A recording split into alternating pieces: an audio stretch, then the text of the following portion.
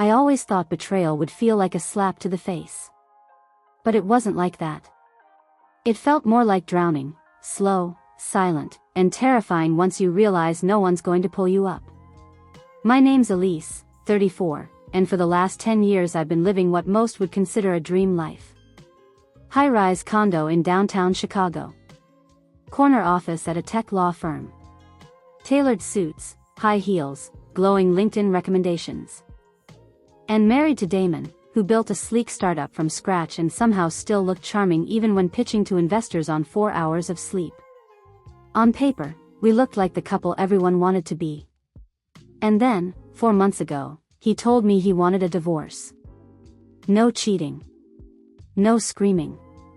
No affair, or so I thought. He said we'd grown apart. That we were too busy for each other. That it was mutual. It wasn't. I cried.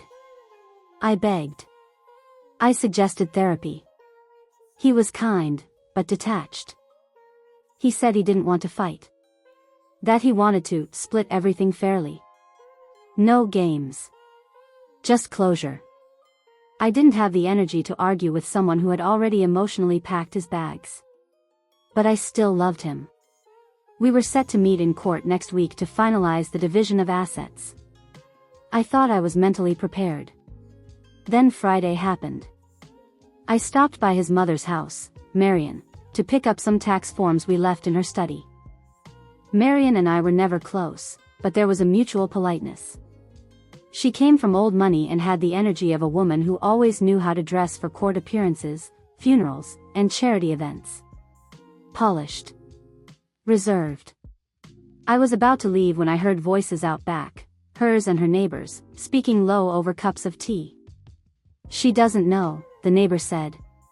He thinks she won't contest the accounts. I froze. She's going to be devastated when this blows up in court, Marion replied. Her tone wasn't gleeful, it was sad. Resigned. He told me he has documents. Emails, fake invoices. He said it'll look like she was skimming funds. My breath caught in my throat. And the girl? The neighbor asked, too eagerly. The one he's seeing? Marion sighed. Barely more than a distraction. Young, naive. I told him he was being reckless. I leaned back against the stairwell wall, heart pounding. I wasn't supposed to hear any of this. He's ruining his life, Marion said, softer this time. And hers too. Elise didn't deserve this. That was the moment I stopped feeling like the victim of just a bad breakup. Something bigger was at play. And I don't think Marion was trying to hurt me. I didn't sleep that night. I lay awake in my condo, the one Damon and I picked out together 3 years ago, staring at the ceiling and replaying every word from Marion's conversation. I kept thinking about the way she said my name. Elise didn't deserve this. Not she, not his wife. Elise. It stuck with me. By morning, the shock had settled into something sharper. A kind of numb, focused rage. I called my assistant and cleared my caseload for the next 3 days. Then I called the private investigator I once used on a merger deal where a CFO was hiding offshore accounts. His name is Damon Kessler, I told him. I want to know everything. I spent the next 48 hours digging. Turns out, I didn't even need to go deep. There were credit card charges I never saw. Hotel bookings in his name that overlapped with work travel he never mentioned. An Uber receipt that ended at an apartment building on the west side I'd never been to. And then, the photos. Her name is Camila. She's 25. Pretty in that effortlessly cool way, low-rise jeans and white tank tops, perfectly messy bun, always holding an oat milk latte. According to the PI, they'd been seeing each other for nearly 8 months. She'd even been to his company parties. 8 months. That means he started cheating before the separation. I didn't cry. I just sat there in my kitchen, staring at the manila folder full of printed photos, feeling like I was watching someone else's life fall apart. That night, I got a text. Marion, Elise, I'd like to speak with you. Just us. No pressure, but I believe it's important. I stared at the message for nearly 10 minutes. I didn't reply right away. I wasn't sure if this was a trap or an opening. The next morning, I told her I'd meet her at the art museum. Public. Neutral. Quiet. She agreed. When I walked in, she was already sitting in the cafe, dressed in a tailored ivory coat, hands folded around a teacup like she was bracing herself. Elise, she said, rising. Thank you for coming. I didn't sit. How long have you known? She sighed. Longer than I'd like to admit. Damon tells me less than he thinks. I pieced things together, some of it he confessed. But I overheard enough. I finally took a seat. She looked tired. Not in the way people look when they're sleep-deprived, but the kind of tired that comes from realizing the child you raised turned into someone you don't quite recognize. I want you to know, she said quietly, I didn't help him. I told him he was making the biggest mistake of his life. But I didn't stop him either. I thought, maybe he'd come to his senses. Instead he's building a fraud case to make me look like I'm stealing, I said bitterly. She flinched. I told him not to do that. I didn't know he was serious. He is. I heard you. The backup drive. Her face crumpled, just a flicker, but it was enough to tell me she wasn't just embarrassed. She was ashamed. I didn't want to be part of this, she whispered. But you're right. I didn't stop it. I didn't warn you. And for that, I am sorry. The cafe was silent for a moment. Just the clink of porcelain and distant murmurs from the Monet exhibit. I still love him, she said, eyes wet. He's my son. But what he's doing? It's wrong. And if you choose to fight, if you want to expose what he's planning, I'll help you. And that was when I knew. My mother-in-law wasn't on his side. She was on mine. When you find out your husband has a mistress and is building a case to paint you as a fraud, the obvious instinct is to go nuclear. But I didn't. Not yet. I'm a lawyer. My instinct isn't fire, it's strategy. After Marion's confession at the museum cafe, we sat in silence for a while. I let her speak. She told me she'd suspected Damon's behavior had changed months ago. That he started visiting less often, becoming secretive, slipping up with details. I didn't think he'd be cruel, she said softly. Careless, yes. Selfish, certainly. But this? Framing you for financial misconduct? Her voice cracked. That was the first time I'd ever seen her not composed. Not poised. Just a woman whose love for her son was clashing with her own sense of right and wrong. She told me she hadn't seen the backup drive herself, only heard him mention it. It was supposedly stored at his office, for safekeeping. He thinks he's being clever, she said. Like he's the protagonist of some corporate thriller. But Elise. I raised him. He's smart, but not subtle. If there's a trail, you'll find it. We made a quiet agreement then. She would feed me information where she could. Nothing Damon could trace. Just careful nudges in the right direction.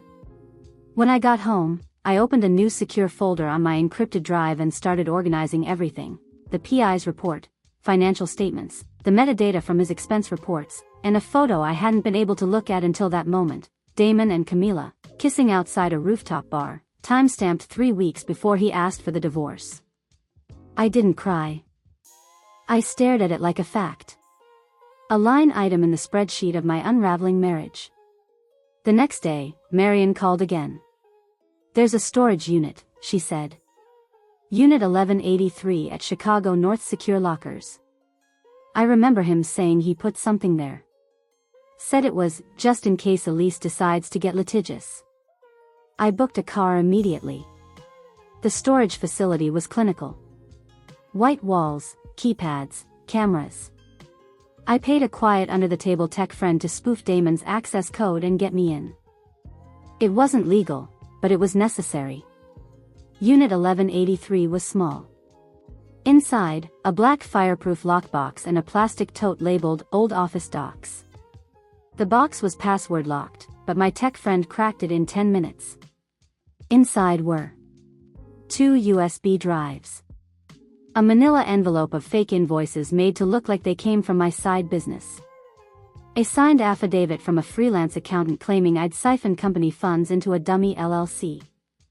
I laughed out loud.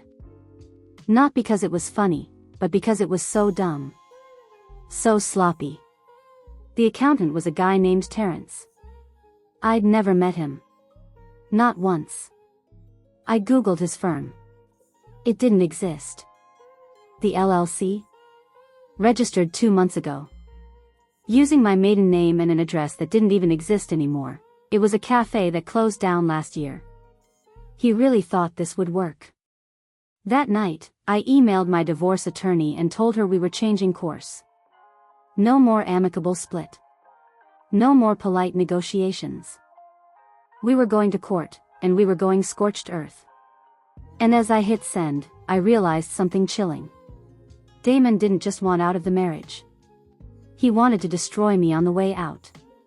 I woke up the next morning with a clear goal: containment. Damon didn't know what I knew yet. He still thought I believed we were walking into court to negotiate furniture, not fight fraud allegations. That was my advantage, and I had to hold it for as long as I could. I went into work, face calm, hair done, coffee in hand. My team didn't suspect a thing. I reviewed a contract worth $6. 8 m before lunch. Gave notes. Took a call with a potential client. Acted like my personal life wasn't one missed court date away from an implosion. At 2:17 p.m., Marion texted, "He's starting to panic." Asked if I've seen you. Told him I haven't heard from you since last week. He doesn't suspect I'm talking to you. Not yet. That evening, I got home and found a bouquet on my kitchen counter. Peonies, my favorite.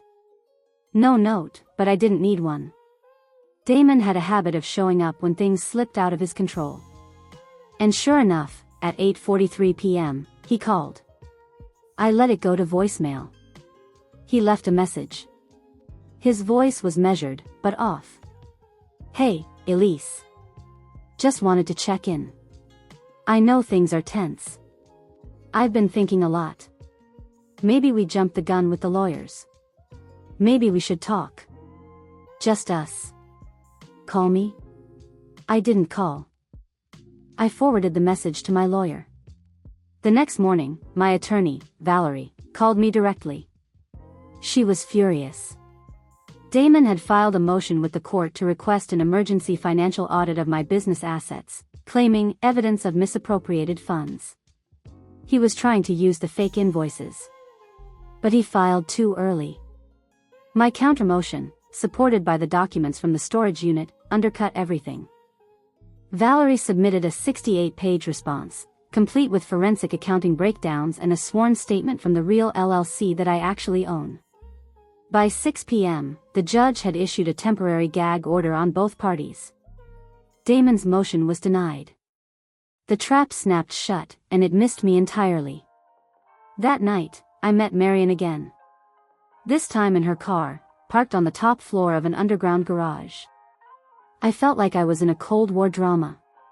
She handed me an envelope.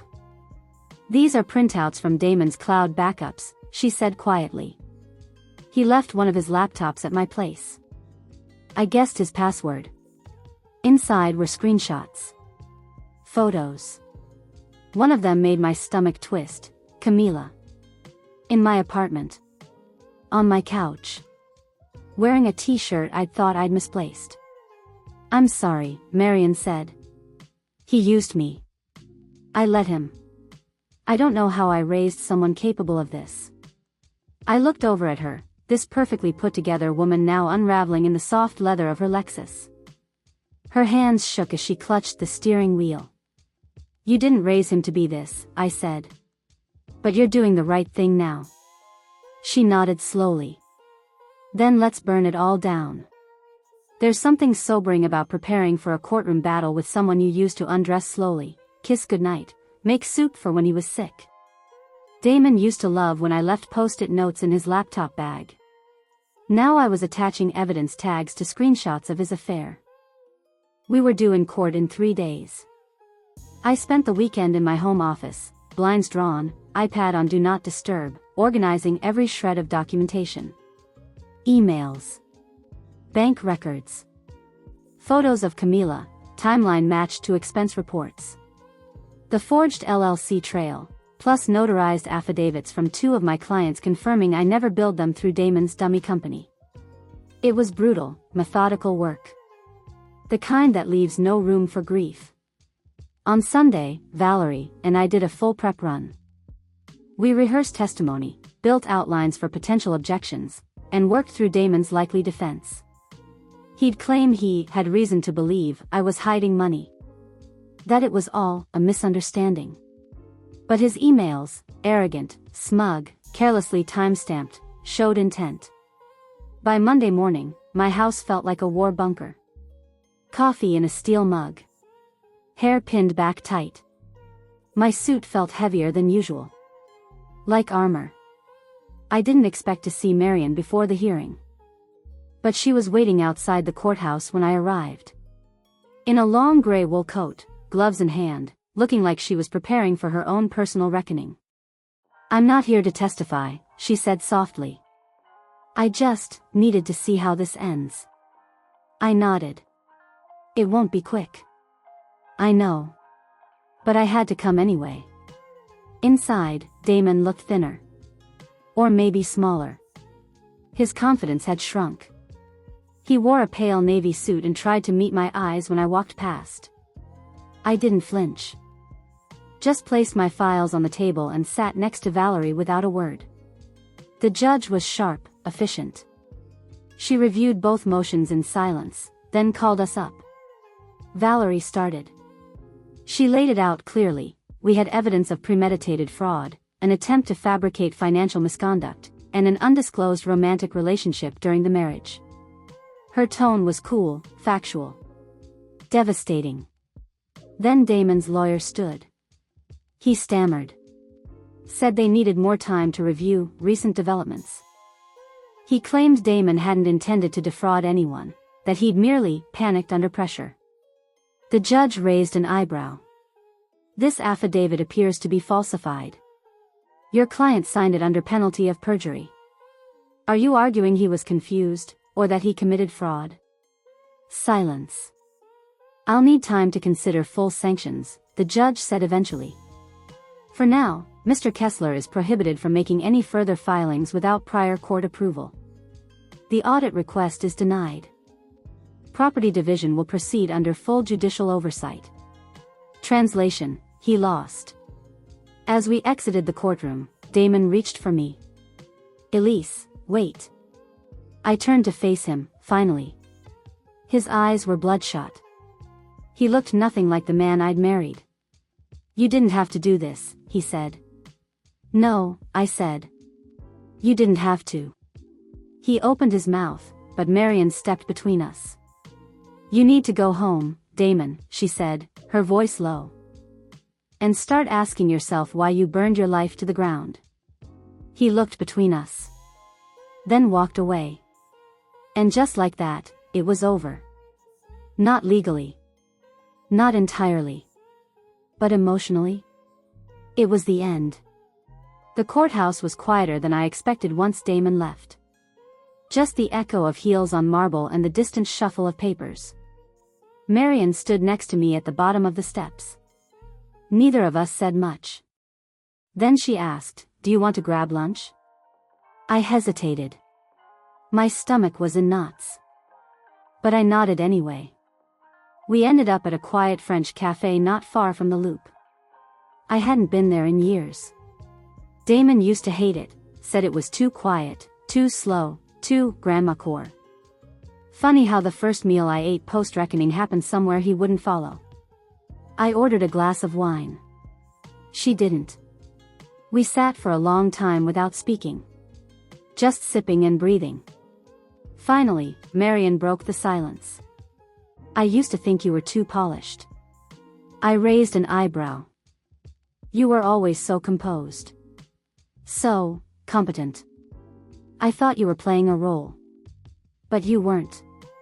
That's just who you are. And I think that threatened Damon more than either of us realized. I didn't know how to respond. So I didn't. I told myself I was being a good mother, she continued. But I think I was just enabling him. I saw the warning signs. I chose not to look too closely. I thought he'd grow out of it. That marriage would fix him. Marriage doesn't fix people, I said quietly. It just gives them someone new to hurt. She flinched, but nodded. After we finished lunch, she handed me an envelope. Final piece, she said. His written instructions for Camila, texts, emails. He told her what to say if it ever came to court. Told her to cry. To pretend you were cruel. It's all here. I stared at it. I don't know what you'll do with it, she added. I just didn't want him to bury it later. I took the envelope, slid it into my bag, and stood up. Thank you, I said. For choosing the hard side of the line. She reached for my hand. Gripped it tightly. You deserved better, she whispered.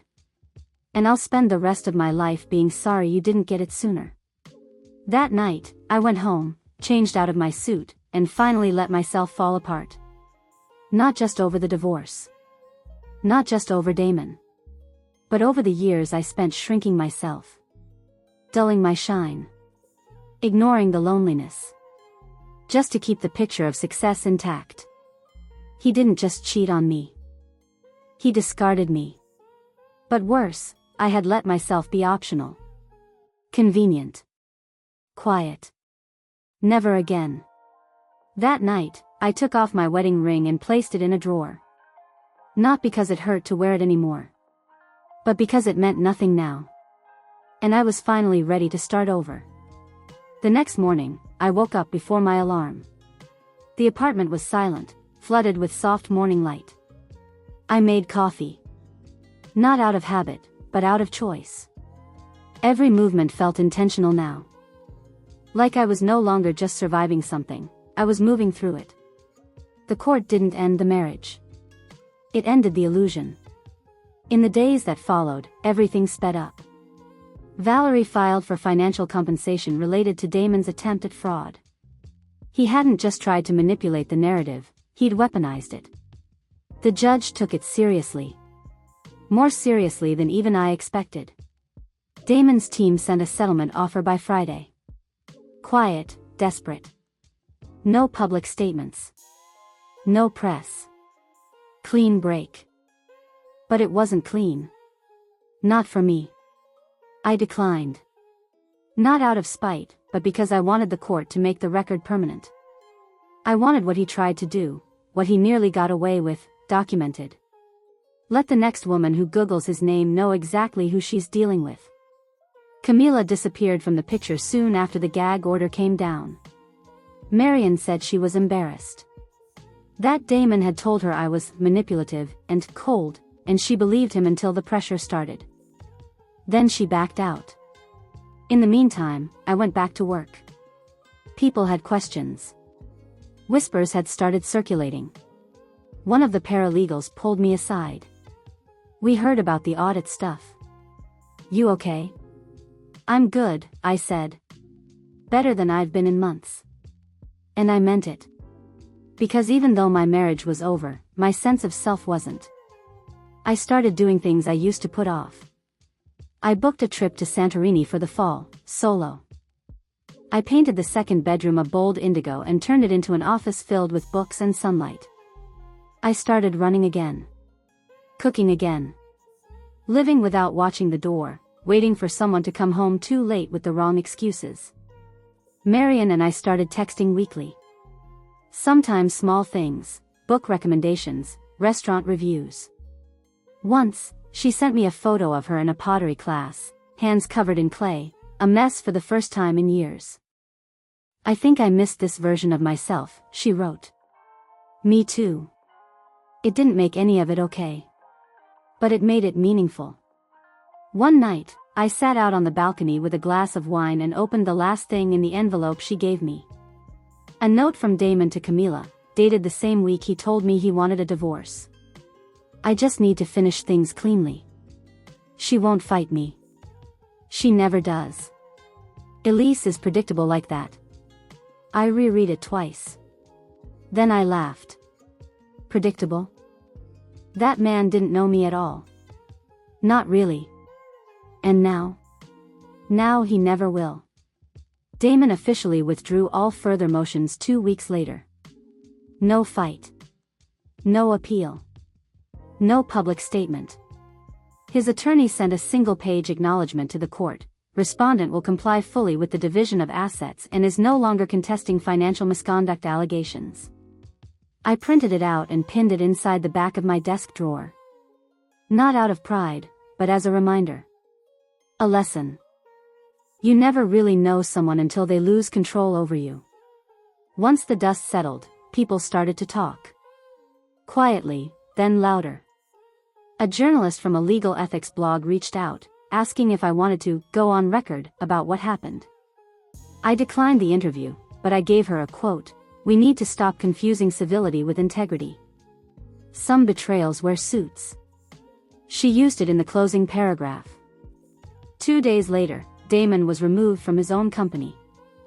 Apparently, the board had been watching closely during the court proceedings. Valerie's filings weren't public, but nothing stays buried long in tech circles. Investors started asking questions. His co-founder issued a carefully neutral statement about leadership transitions. They gave him the option to resign. He took it.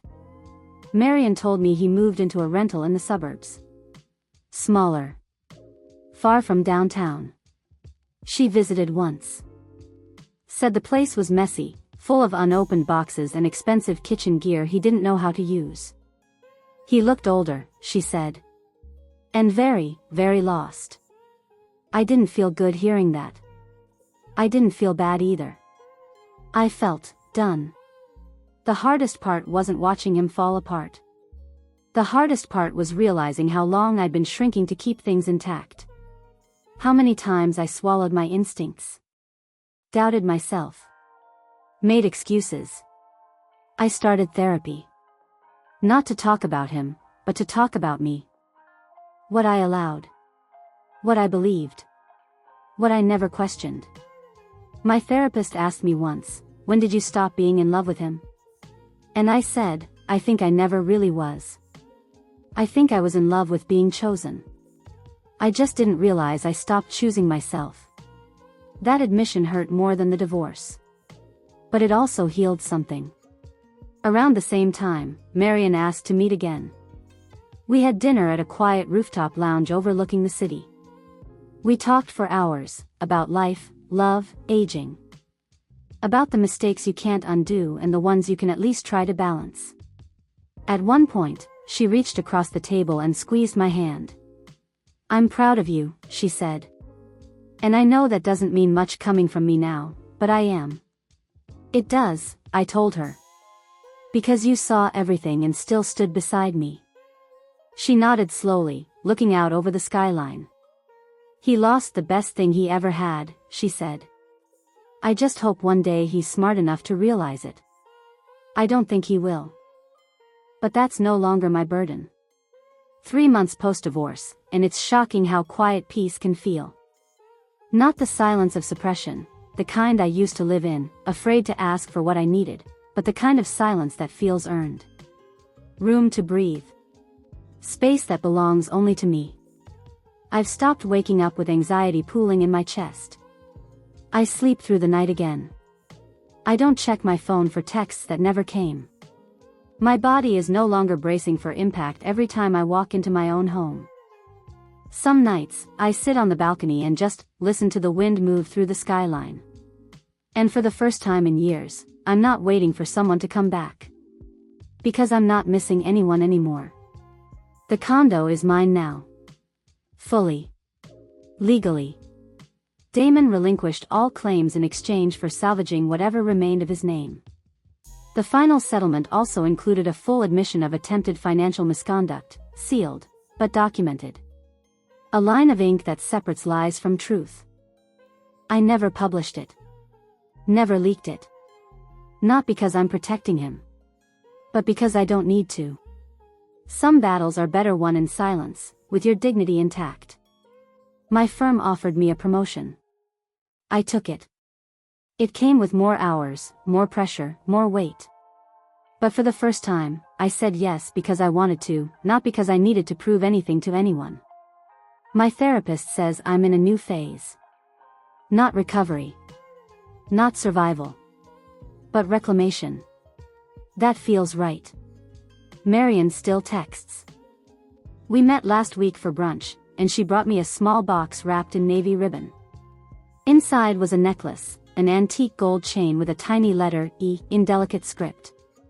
It was mine, she said. When I left my first marriage. I wore it every day until I felt like myself again. I touched it carefully. I want you to have it, she added. Because even if you don't feel like it all the time, you found your way through. And you did it with grace. I didn't know what to say. I just nodded, hugged her, and tried not to cry in the middle of a crowded restaurant. Later that night, I put it on. Not to feel powerful. But to remember I always was. I'm not angry anymore. Not even at Damon. Because what he lost, what he threw away, wasn't just a marriage. It was me. And I'm finally starting to see what a loss that really was. This morning, I woke up to sunlight filtering through the curtains, soft and golden. No alarms. No court dates. No meetings. Just me. I padded barefoot into the kitchen, poured coffee into my favorite mug, the one Damon used to say was too chipped to be worth keeping, and took it out to the balcony. It's been 6 months since the day I overheard Marion talking in that garden. The day everything changed. I've been thinking about that a lot lately, not the betrayal itself, but the version of me who walked out of that house. The version who thought she was powerless. Who thought she was already defeated. She was wrong. She wasn't powerless. She was just unfinished. This week, I booked another solo trip. Italy this time. I've started sketching again, something I gave up years ago when life got too loud and I forgot how to sit still. My walls are no longer bare. I've filled them with books and art and little bits of myself that had been buried under years of compromise. The necklace Marion gave me still sits around my neck every day. She and I are closer now than I was ever with Damon. There's a quiet understanding between us, two women who loved the same person, and who both had to mourn him in different ways. I don't ask about him anymore. She doesn't offer much. And that's okay. Closure, I've learned, isn't always a conversation. Sometimes it's a choice you make each morning, to keep building your life, brick by brick, without looking back. I've started dating again. It's slow. Careful. But different. There's no performing. No shrinking. No pretending I'm less than I am so someone else can feel bigger. I told one man, over dinner, I'm not interested in being impressive to you. I want to be at peace with you. There's a difference. He smiled. That's the most honest thing anyone said to me in years. We'll see where it goes. But whether it ends in love or just another lesson, I'll be fine. Because I'm already whole. So if you're reading this, and you're in the place I was, in that moment of quiet devastation where you feel like the floor's just been pulled out from under you, I want you to hear me. You are not weak for loving someone who didn't deserve you. You are not foolish for trusting. You are not broken. You are unfinished. And one day, you'll look back at this version of yourself, not with shame, but with deep, stubborn pride. Because she made it through. And so will you.